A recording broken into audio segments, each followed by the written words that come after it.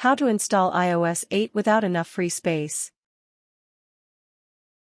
Apple has just released iOS 8, but the update size is throwing a wrench in a lot of people's update plans.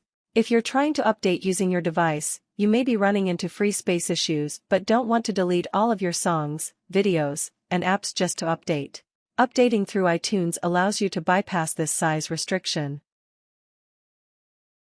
Steps. 1. Connect your iPhone to your computer.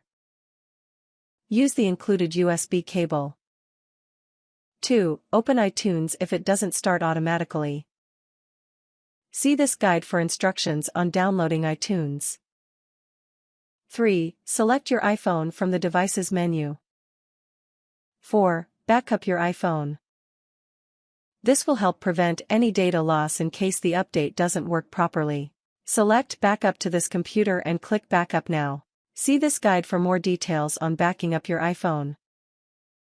5. Download the iOS 8 update files onto your computer first. Click the Update or Check for Update button to look for the update files. Click Download and Update to confirm.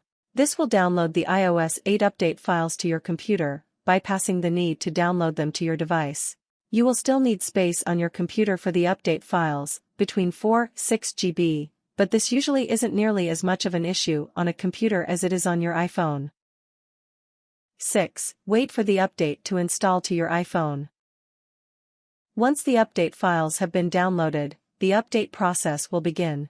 This could take a while, 20–30 minutes, and your iPhone will reset multiple times during the update process. 7. Start the setup process. Once the update is complete, you will be taken through the phone setup process. Follow the prompts on the screen to finish updating the iPhone.